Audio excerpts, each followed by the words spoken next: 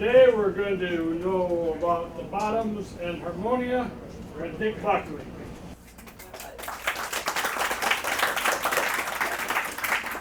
Hey everybody, thank you all for coming and risking life and limb in the snow.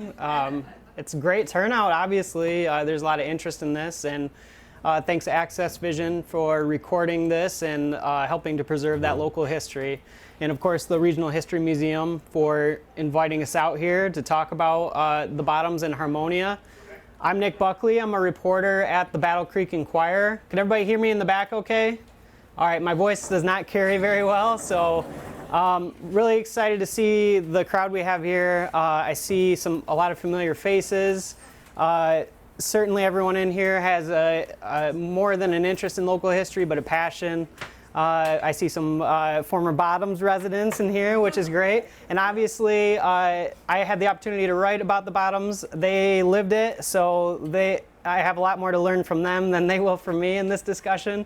So I'm glad we'll have the opportunity at the end to maybe answer some questions and share some of your stories, because I'm very interested to hear those as it relates to the Bottoms and Harmonia, but also just in preserving Battle Creek's history.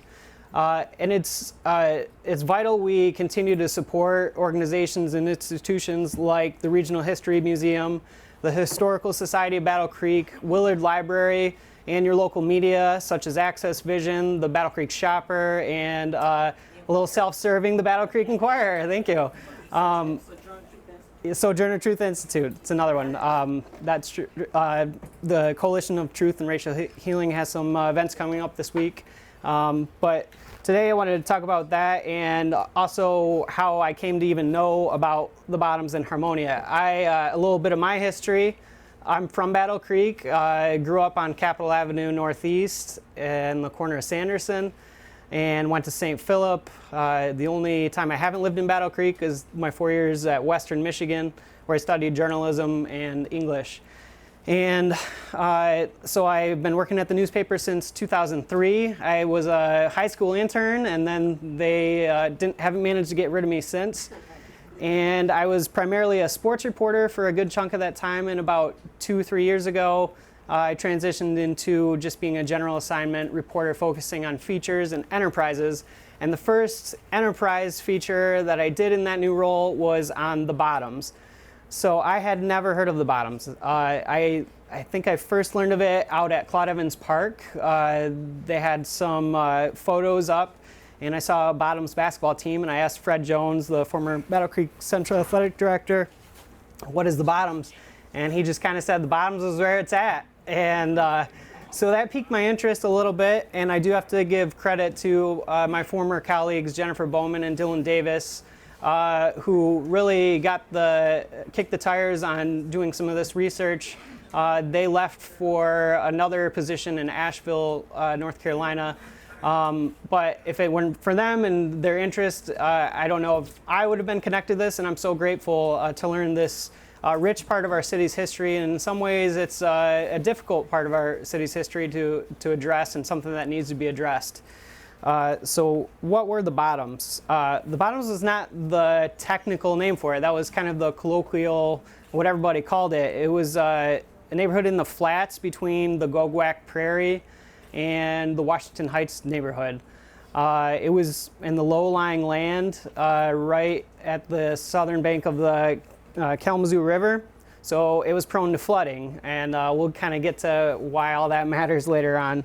But it was a working class neighborhood. Thank you. It was a working class neighborhood during in 1910, the city's population was just over 25,000, and of that, only about 5% was African American. Going up through to World War II, we saw a combination of the Great Migration from the South and some white flight and suburbanization.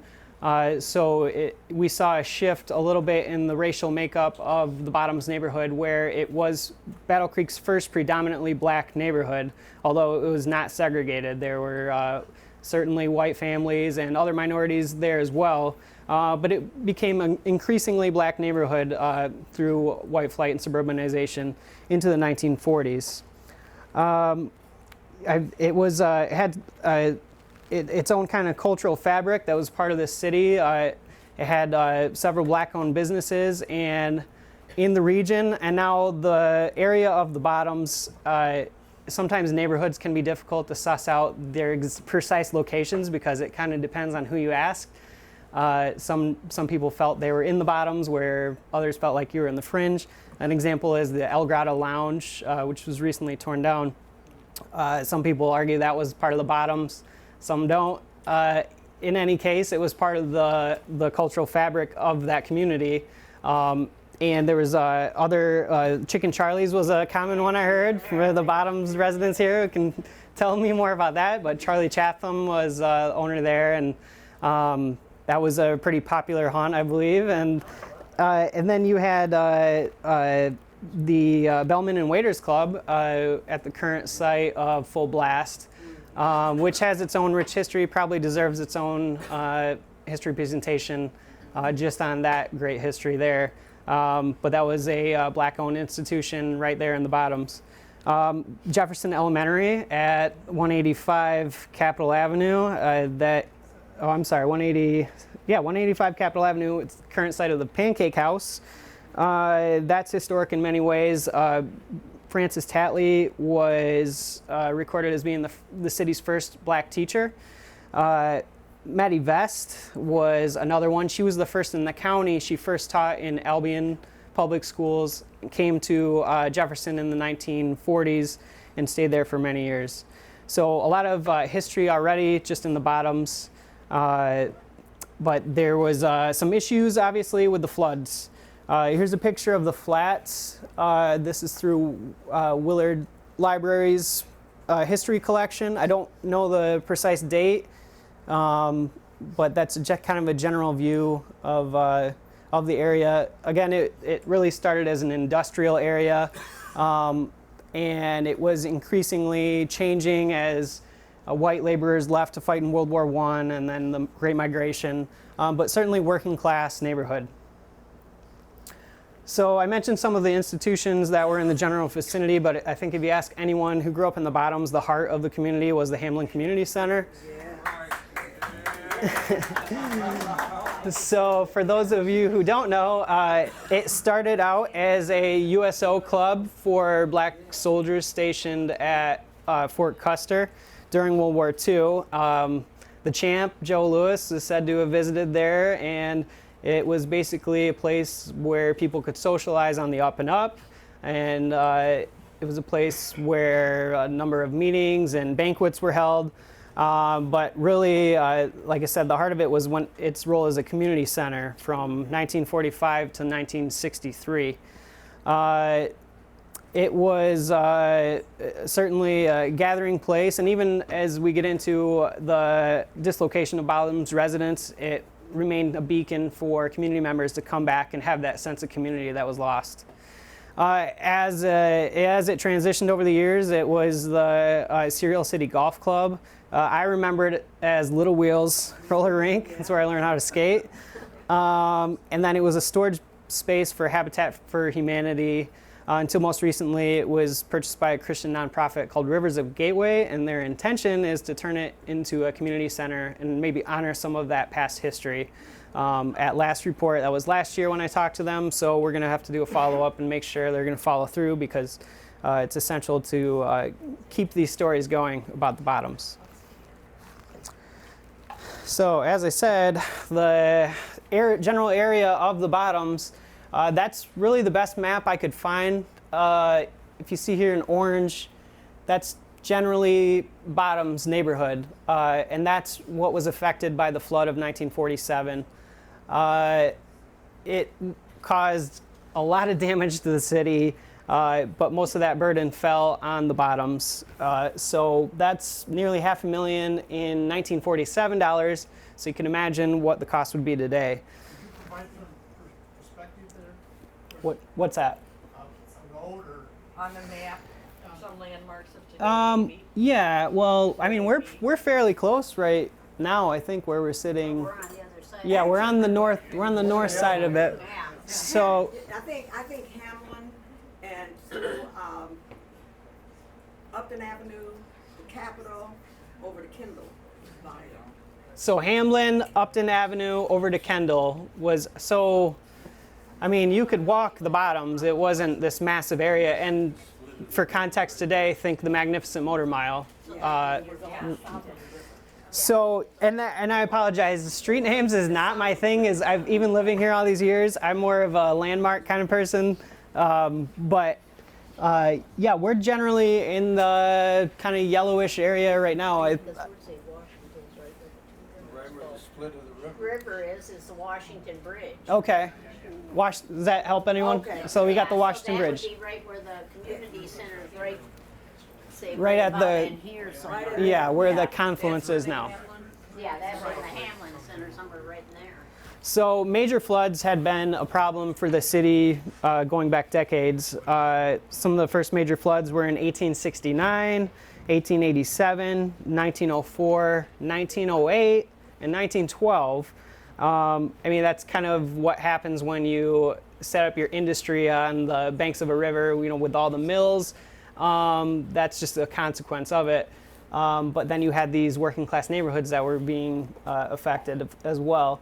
And again, check out the Willard Library Historical Archives images. They have a lot more, even some of the earlier floods.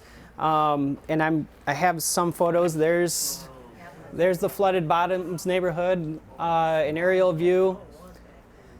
And it's hard to fathom now just the impact that has. And families had to flee their homes. And Is it like waist deep, knee deep? probably depending on where you're at, but I mean, yeah, it was Leave it up for the boat.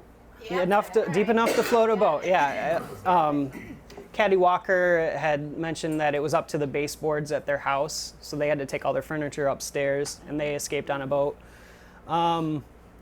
So yeah, obviously devastating. And the articles that I wrote for the Enquirer gets into more detail with some of the firsthand accounts. And I should have mentioned at the top, along with the institutions that were so important in sharing the story, the most vital piece was the oral histories of the Bottoms residents, that it's so important that we still capture their voices and make sure that this important part of Battle Creek history is recorded so we don't forget and we keep the memories alive and see what we can do to honor them and recognize the Bottoms.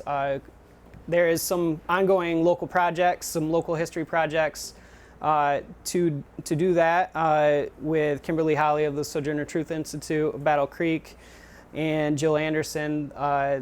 They're working on ways, but the city can certainly put up a plaque or something to recognize the Bottoms. Yeah. Here's some more photos. I think that's Jefferson Ave. Yeah. And these, again, are all through the Willard Library. That's Ralston's, I think. Yeah, Yep, yeah. yep, that's Ralston's. Yeah. I wasn't here when it flooded, but I moved right across the street from Ralston when I moved here from Mississippi. So you're generally the I was just a little east, right where that car wash sit there, right there on McCanley. That's where I live. Oh. Yeah, so again, I had no idea any of this ever happened in Battle Creek, but the dislocation of the Bottoms residents is really the part that needs to be addressed the most. Again, check it out on Willard Library if you want more photos. Oh, I haven't either. So what happened with the flood? The flood inundated 107 stores, 7 churches, and 475 houses, predominantly in the Bottoms neighborhood, forcing many families to flee or take shelter to the second level of their homes. Now the city is put in a position, what do we do about this? There was a Housing Act of 1949 that the city looked to take advantage of, which would pay for nearly 2/3 of the urban renewal project. There were several options as to how best to control the floodwaters, but the most cost-effective and the cheapest was to do a slum clearance. So they had to designate a neighborhood a slum. That was based off of some studies. One study had found that 50% of homes in the Bottoms out of 446 homes had substandard toilets, baths, and heating. I know based on talking to some Bottoms residents, a number didn't have indoor plumbing. So that gave the city maybe some ammunition to declare it a slum. But certainly it had some long-term benefits to the city. I mean, there's not been a major catastrophic flood to the level of 1947 since. So the Army Corps of Engineers did its job, but at what cost? It was at a cost of property rights for those Bottoms residents, which home ownership was high in the neighborhood. But really it's the sense of community that you can't really put on paper that is the really heartbreaking part of all this. Based on the testimonies I heard, everybody loved growing up in the Bottoms. Everybody looked after each other. It was pretty harmonious. And losing that was, for a generation that maybe that was their first home that they had owned, that was devastating. So with the help of the W.K. Kellogg Foundation, the federal dollars, the city leaders went about purchasing these properties. They couldn't tell residents where to live after that. There's a picture of Jefferson School being demolished as some of the progress was going. They couldn't tell people where to live, but a lot of people were steered into the Washington Heights neighborhood. One of my sources who's here today, Velma Laws Ritter, you testified that it was a positive move for you. So I want to make point of that not every Bottoms resident was unhappy with the fact that they had left their home. And I believe in the article you said it was a positive move for your family and you were grateful to live in Washington Heights. But it certainly shifted the racial makeup of the Battle Creek neighborhoods, as Washington Heights, by the 1960s, early 1960s, 80% of the city's black population lived in the Washington Heights neighborhood. So you have a high concentration of blacks in one single neighborhood. And with that, you can sometimes have issues with institutional racism and all the things that come. Homeownership went down as a lot of the Washington Heights historic neighborhood. Those homes are beautiful. They were originally sanitarium homes for the doctors and the staff. They left throughout the 1940s and 50s.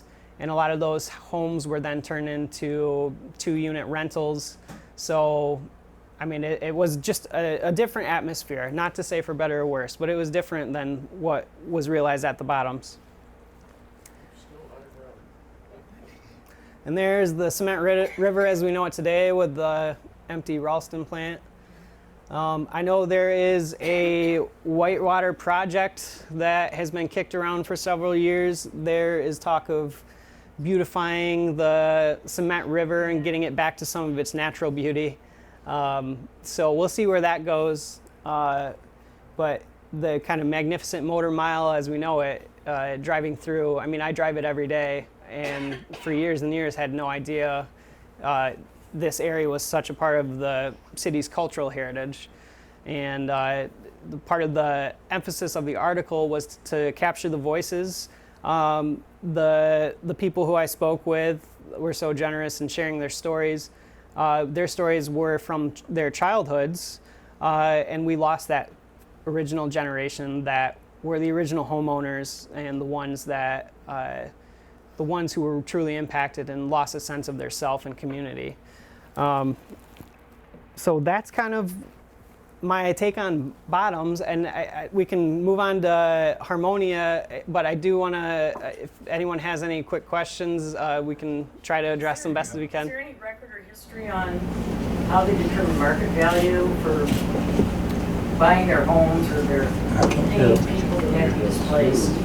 How the city determined market value? Yeah, I mean, do they get a fair price for, I mean, what could they? Right. I know I don't have I don't have the figure offhand. I think it's in the article what the average was that they were offered.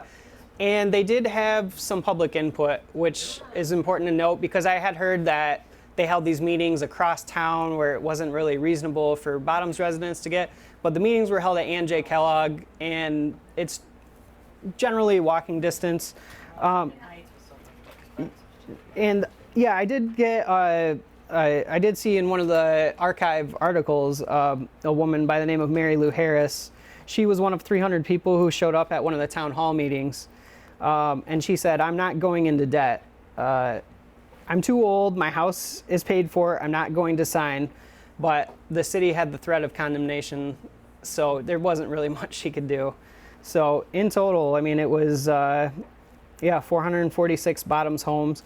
And it's estimated between, because I've seen various figures, so roughly close to 400 families that were predominantly black and lower income. And, this is a time in the United States where we were trying to address our aging infrastructure, and they had the means to do it. But I mentioned it was at what cost, and the burdens of this predominantly fell on black and lower income families when we are making the highway systems or the Dickman roads and, fixes to the railroad system. So it's important to remember that as great as it is that we don't have floods, it did come at a cost to a lot of people. So. Yes. The estimate of the number, population, like a max, or The population of the bottom?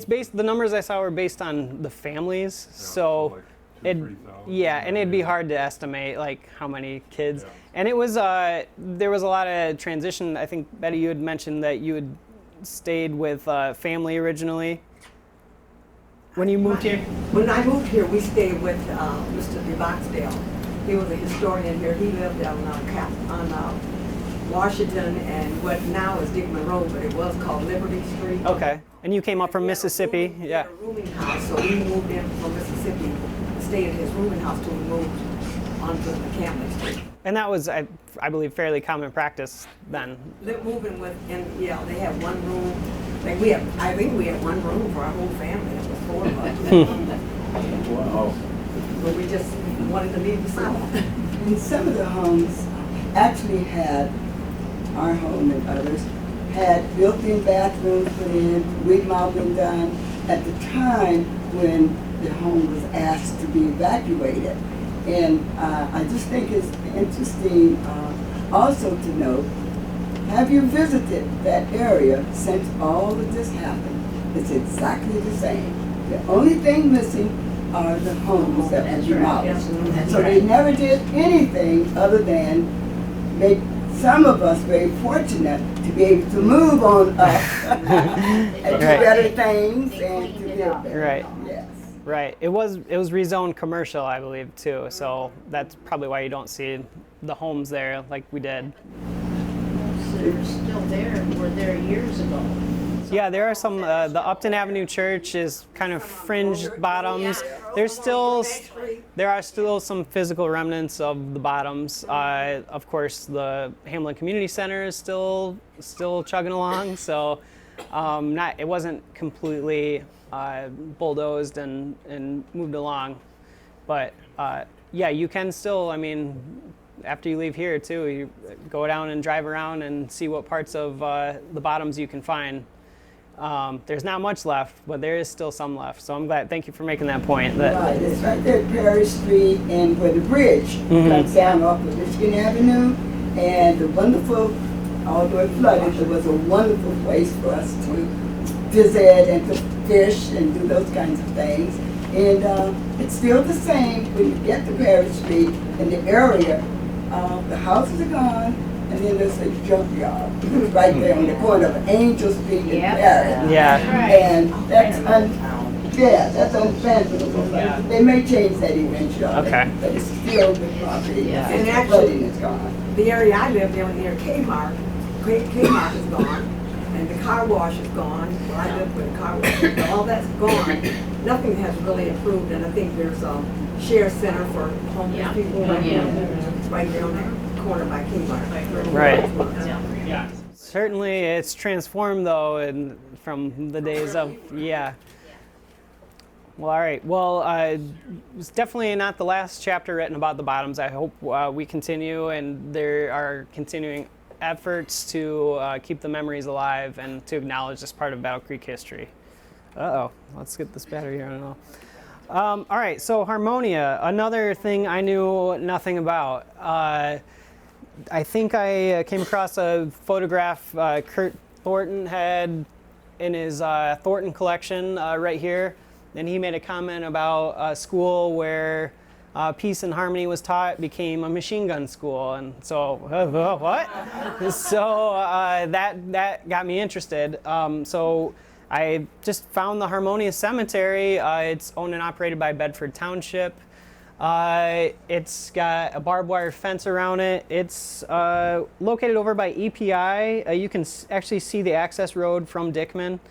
But it's not easy to get to, and there are some holes in the fence, and it's been the subject of vandalism and grave robberies, which you'll learn is ironic given that these people often had little possessions. They didn't believe in, owning fancy things. So I went up there and snooping around, I took a picture of the Sophia Schuler, daughter of Sojourner Truth, and I had heard about Sojourner Truth coming here from the Quaker movement. Battle Creek had a Quaker base at the time, and I'll get to that a little bit later, but seeing a descendant there, and it looks like a fairly new grave.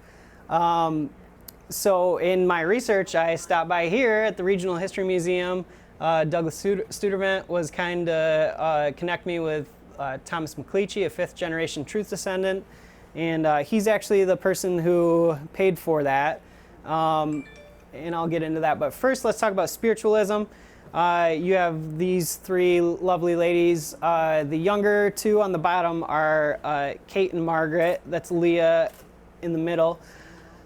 In 1848, Kate and Margaret claimed that they had made contact with the spiritual world through rapping noises. They told their sister Leah that, and she went on to manage them, and they essentially became like the first celebrity mediums. They're from Hydesville, New York, I should mention. But at this time, it was pre-Civil War, and for whatever reason, this spiritualist movement really took off and thrived, and the country must have just been ripe for it at the time, because it started to kind of spread its wing and of course come here to Battle Creek, where we had that Quaker base. A lot of the spiritualists were actually Quaker converts. This is the replica I also got here. Thank you to the Regional History Museum, where you can see kind of how the village was laid out, and it wasn't very big, but it had some prominent people there, and it definitely drew people because the Quakers had really emphasized the connection between the real and the spiritual world. That's where the name Harmonia comes from, the harmonious relationship. They had built by 1852 the Harmonia Bedford Harmonial Seminary, or the Bedford Harmonial Institute, kind of known interchangeably. One of the tallest buildings in the area was a 4-story structure. You see the seminary there.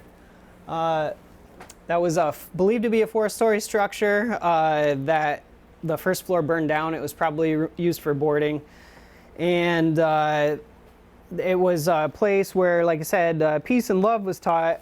You see the schoolhouse right here that was in that photo. Not rock and roll. No, not rock and roll. But Quakers were always interested in issues of social justice and anti-slavery, and that was part of, I think, what attracted a lot of people to this utopian society. One of those people, Isabella Baumfree. That's the birth name or slave name of Sojourner Truth.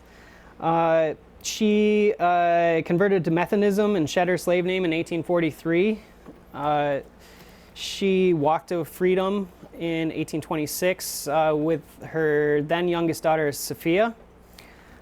She finally came to Battle Creek based on the documentation I found at the invitation of Quakers in 1856. And the following year, she purchased an acre of land on the edge of Harmonia for $400. And a month later, she paid an additional $40 for lot number 48 in the village itself. We have the documentation, the census records that shows she owned there. own those properties. It's not entirely clear. She was obviously a prominent figure at this point. Her narrative of a slave had come out, and her Ain't I a Woman speech had kind of propelled her to this national fame, and she was busy on the lecture circuit. But it's pretty clear to suss out that she had made Harmonia her home at times. And she lived there with her family. We know that the 1860 census, she was still said to have lived in Harmonia. And Sophia, the daughter she came with, she had married Thomas Schulier, but little else was known about her aside from a Detroit News clipping from the early 1900s that had said she ended up in the county poorhouse, and it was urging people to support her. And I came to know a little bit about Sophia through meeting Mr. McCleachy, the 5th generation descendant, and I know he's here somewhere. Once he learned that he had ancestor buried at Harmonia, he went about getting that marker paid for to recognize. And in the article, I quoted him, and I think it's important to remember there was always 2 people who walked away to freedom that day. I often wondered why they never mentioned her daughter. So got to give Sophia some credit as well. So some of the old Harmonia remained, but some spiritualists were kind of pushed out as that area had been bought up by Methodist farmers from Pennsylvania. There was also a cyclone that really devastated the area in the 1860s, and they had the old schoolhouse was still operational, but basically the World War II kind of put an end to the Harmonia. The spiritualists had lost control years before. But the city commission deemed that area, what we now know as Fort Custer, or as Camp Custer, the containment site, which today it serves as the Fort Custer Industrial Park, and of course Fort Custer itself. So there's, given that this is in the 1800s, early 1900s, there's not a lot of documentation about what went on at Harmonia exactly. I know just rumors and conjecture. There was a belief that scandalous things were happening there outside, but it might have just been one of those situations where, prying eyes from the outside were kind of coming up with their own kind of explanation of what was happening. But yeah, Harmonia had a significant place in the city's history.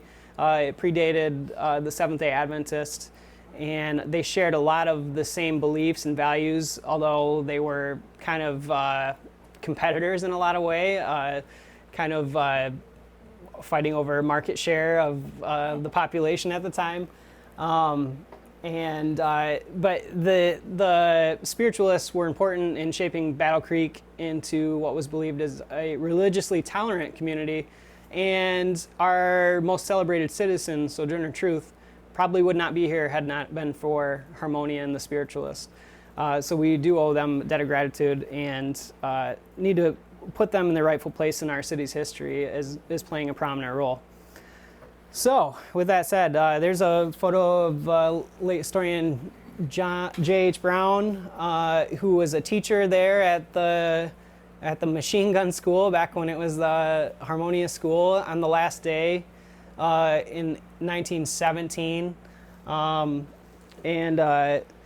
just kind of goes to show in just a roughly 60-70 year period, it was area for the Bedford Plains that was taken by these pioneers, and they had this dream of a utopian society, but really financial troubles is what did the institute in, and the cyclone didn't help. Essentially, too many cooks in the kitchen. There wasn't real leadership or a major financial backer, so it really wasn't fated to survive as best as they tried and hoped. But certainly an important chapter of Battle Creek's history, and I'm so honored to share it with this completely full room on this snowy day. And I thank you all for braving the weather and coming out and listening.